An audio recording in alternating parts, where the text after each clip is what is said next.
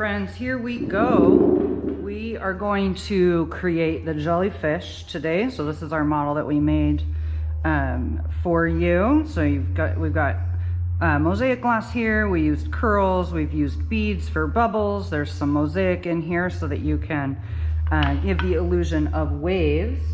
Now, when you open up your kit, you're gonna find a few things. One is a bowl. You've got some beads in there, and those are gonna be your bubbles. You do have a pair of safety glasses. Make sure you put those on. We're gonna be working with a lot of mosaic. You've got your base piece for your kit. You've got a brochure that's got some different ideas in there, some tips and tricks, cleaning up, glue, transporting your project, a supply checklist, so you make sure you get all of our tools back to us. Now in your kit, 10 lucky people are gonna get a piece of the dichroic glass, and that's the shiny glass that changes colors depending on how the light hits it. You're gonna get different colors depending on what color glass you put it on top of. You've got a piece in there if you're one of those first 10 to get your kit, and then a piece of swirly glass to create your different pieces with. You've got a variety of curls to use for your jellyfish tentacles. You'll also find a wooden board. Now, for those of you familiar with the studio, we usually put our project on the board, but I want you to use this as your cutting board while you are here at home. And then I want you to put your base piece next to your board, and we'll be building our design on top of that base piece. Now, some tools that you're gonna find a pair of glass cutters. They look a little bit like a can opener. Sharpie, always handy for drawing things. A pair of tweezers in case we need them. Scoring tool is a tool that pairs with the runner. So these two tools work together. And the scoring tool is a way to cut the glass, and then the runner breaks it out. Now, we're gonna use this piece, or these two tools, as we first start with our jellyfish body. And for that jellyfish body, in order to get the effect that I got here with this piece, I have transparent blue underneath a piece of purple. And so to cut that out, I'm gonna start with a just kind of a funky half circle shape here. Now I'm gonna use my Sharpie. The Sharpie burns off in the kiln, so we don't need to worry about the black line showing up on our final project. If you have Sharpies at home and you find yourself using one of those, make sure you're not using one of the metallic Sharpies, because that color does not burn off in the kiln. Now to cut this out, I am gonna use the scoring tool, before I grab that tool, I need to make a couple of modifications. When we use the scoring tool, we have to cut from one edge of the glass to the other.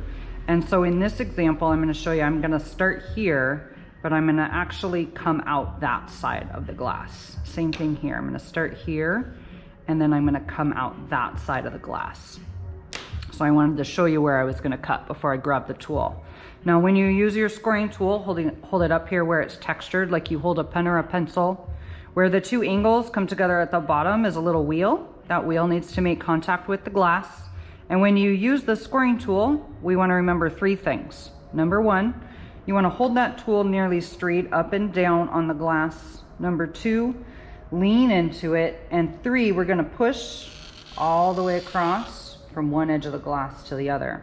Now, when we score a gentle curve like this, we're gonna keep our wrist straight, and we're gonna use our whole arm and move our whole arm when we create that shape. So again, I'm gonna start here, one edge of the glass to the other. Now the scoring tool pairs with the runner. Make sure your gold bolt points up towards the ceiling. There's a gold line on top of the tool that you wanna line up on top of your scratch, so both lines go in the same direction. We're also gonna make sure that there's glass sticking out of both sides of the tool, and squeeze like you're using scissors to break that glass apart. Now I'm gonna set those two pieces off to the side, and I'm gonna score again to get the top of my jellyfish and finish making that shape. Now again, if you're having trouble with the runner and it doesn't seem to be working, make sure that your gold bolt points towards the ceiling, because if you don't have that gold bolt up, it's not gonna break. Now to finish off creating this shape, my jellyfish shape, I'm gonna use my glass cutters. And to prevent little pieces of glass from flying all over the place, grab your bowl, put a towel, maybe a rag in it, and where the discs come together on the glass cutter is where they break the glass. So I'm going to clip off these little corners here because I don't want my jellyfish to have these little corners. You can have your jellyfish have corners. But where those discs come together, they're going to grab the glass, point the discs up, hold it over your bowl, and then those little chips of glass are going to fly into the bowl. Now, to give this a ruffled edge, we're going to use the glass cutters, and we're going to take wide steps in between each clip. And then we're going to get those little ruffled edges. And so that gives us one piece of our jellyfish. Now we're going to do the same thing on the purple. I didn't start with the purple because it's going to be harder for you to see here, but I'm going to do a similar shape, but I want it a little bit larger. And then I'm going to use my scoring tool again, going from one edge of the glass to the other. I'm going to do these outside pieces first.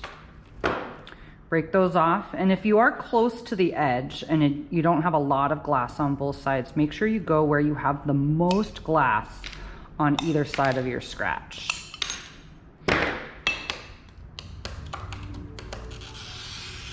So again, it might be kind of narrow up here, but I turn my glass around and I go where I have the most glass on either side of my scratch. Set these scraps off to the side. And again, if you don't want little corners on your jellyfish, clip those off. Give yourself a ruffle. Now these two pieces, ideally your top piece is bigger than your bottom piece. That makes it look round, and when it comes out of the kiln, it's going to look like a bulb and round like a jelly. So now what we want to do is set your top piece off to the side for right now because we're going to start laying out some tentacles. And when you lay out your tentacles, if you want them to tuck up underneath, instead of having to tuck them underneath a piece of glass, you get to just lay them down. Now everything does need to stay within the boundaries of your base piece. So just keep that in mind as you're laying out your tentacles. You have a combination of blue, there's purple in your kit, you've got some short ones, you've got some longer ones. They've all got a good arch to them, and you can start laying them out. For the most part, they might fit, but when you want to cut them, if it's real thin like angel hair pasta, you can break that with your fingers, but there shouldn't be a whole lot in there like that. For the rest of them, you want to use your glass cutters to clip those off. Please don't use your fingers for your curls, because personal experience, you might end up with a piece of glass sticking in your finger, and that doesn't feel very good. So I'm going to break this off down here. Now this is real thin, so I'm going to use my fingers, and it just pinches off. But I'm going to keep laying these down. Now you notice I did lay down this one piece that's nice and fat. It's got a lot of wiggle and room to it, so I'm probably going to use it towards the end. But you're going to find the pieces that work best for you. You can make your jellyfish as wiggly and squiggly as you want. It is okay that the pieces of curls stick up off the glass. They are going to melt flat in the kiln. And I'm also going to show you how to glue those down so that you can get your piece safely back to the studio. If you did opt for the delivery option as well, and you're within that 5-mile radius,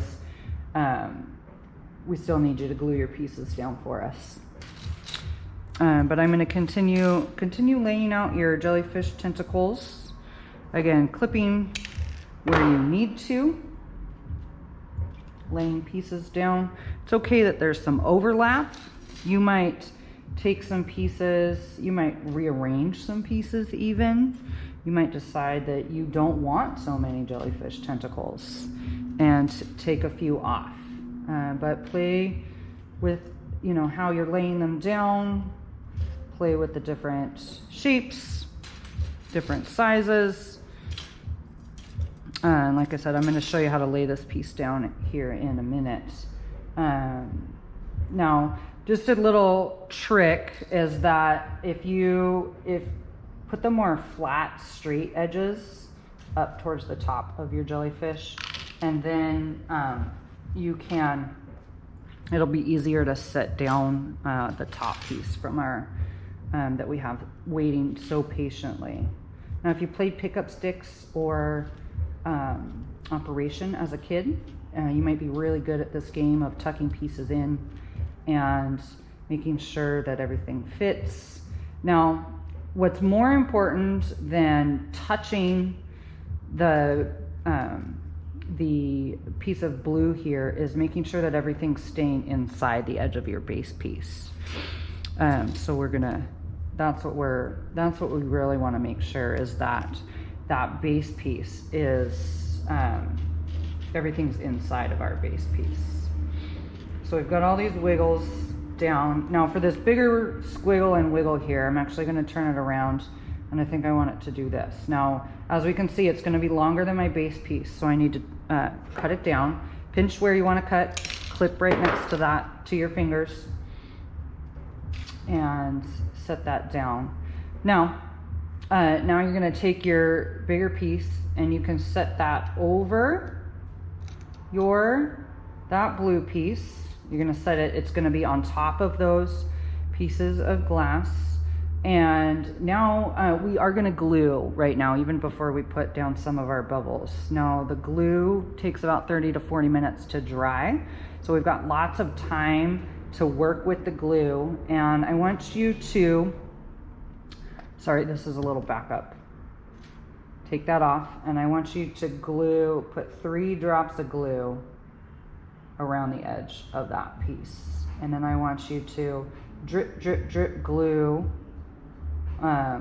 along the top of these curls for your tentacles. Now we place this down. Now we're gonna come down here and we're gonna put drips of glue at the end where the curl touches the glass. So this big loopy one here that's sticking way up, I wanna make sure that I put a drop of glue where it touches the glass. That way it's gonna glue itself down. You can give yourself a couple of drops on top of pieces that are in the center, but you don't want to glue a lot because it's liquid, it will lift up and cause some pieces to shift around and float away.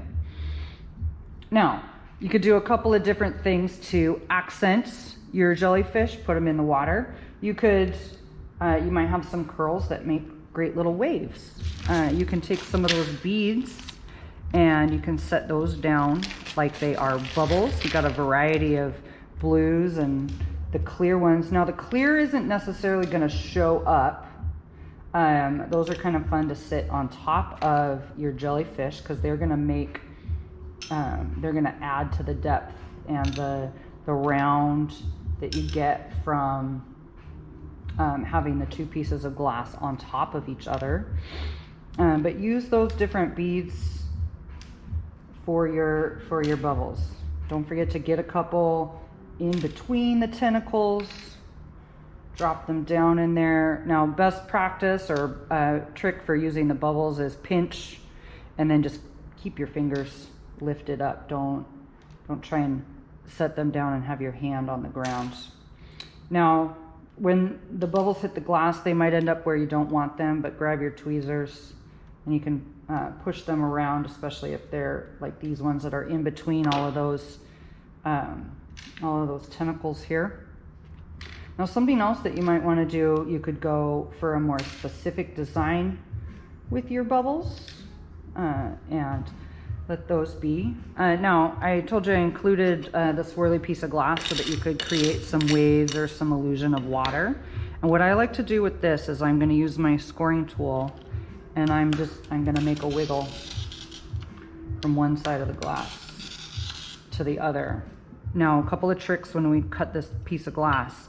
One side is really textured, the other side, I'm sorry, I need to grab a Band-Aid. The other side is smooth. Now, you want to cut on the smooth side, even if you use the textured side for your design. It's just easier to cut, but that doesn't mean that has to be the side that you use. So there we go. That should be better. All right. Now, So to cut this out, I'm going to make a few squiggles. And go back and forth. Now again, with the runner, make sure your gold bolt points up towards the ceiling. Put your gold line on top of your scratch, and where you have as much glass on either side of your scratch. And then you've made yourself some little waves that you could add in to your piece. They might fit along the side. They might fit, you might tuck them underneath a couple of your tentacles to create those shapes. You can use your scoring tool to create your waves and cut them down, as long as you have lots of glass on either side of the scratch. If you don't have a lot of glass on either side of the scratch, you're going to need to use your glass cutters to create your little shapes. But even those little shards that you just made, they might make good waves as well. So you could use those pieces in your design. And so that's a lot of fun. So that's what that blue piece is in your kit for, is so that you can make some waves in there. And you might want to just experiment with creating little wave pieces with the glass cutters, because this can get you some small pieces then that you can tuck inside and in between your tentacles and get some more waves in your design. So that's another way to create the waves. Now again, when we do need to glue these pieces down as well. And so when we cut, after we lay our pieces down, we want to put a drop of glue on opposite sides and opposite ends of each piece where they touch the base piece, because the liquid glue is going to run along the side of the mosaic and tack these pieces down. So you want to put a drop of glue there, and then a drop of glue on the beads as well. Bigger beads, you might end up doing 2 drops of glue, just so you get a drop that goes all the way around the bead. But make sure you get a drop of glue on those beads. Now, I realized too that we didn't glue this guy down, so we want a couple of drops of glue on top, and then set him down as well. And if you've made a couple of other connections, make sure you glue at those points of connection as well. So this is making your jellyfish. Now a couple of shape options for you. We can leave it flat. We can add some hangers up here, or we can turn it into a serving tray so that you can have jellyfish serverware for your house. So a couple of things to consider when you are creating and designing your jellyfish. So lots of fun things to do. Now cleaning up, I want you to put the beads back in the bag. Anything that is, any pieces of the mosaic that are little, smaller than your thumb, those are going to go in the recycle. Big pieces like this are going to come back to the studio. Same with these sizes, we can use these, but these long skinny pieces, I want you to recycle those ones as well, so those can go back. And then bigger pieces of the curls as well, they can come back to the studio. But again, little teeny pieces like this, don't worry about those. Those can go into the recycle as well. So, and then when you want to pick up your piece, because you're bringing it back to the studio for transporting, it does work a little bit easier or balance-wise if you pick it up from each end, but your hands are going to act like a vise. If you have long fingernails, please ask for help. That might be a little easier, but I want you to pinch and lift, and that's going to allow you to pick that piece up and set it in a box. Some people have used a cookie tray or a jelly roll pan and then wrapped a towel around it. The idea is that you want to prevent it from sliding in the back seat of your car, and you want to protect the pieces on top from getting bumped. So whatever that means for you or looks like for you, that's something to consider. So that is making the jellyfish. Thank you very much for following along, and hope to see you at the studio soon.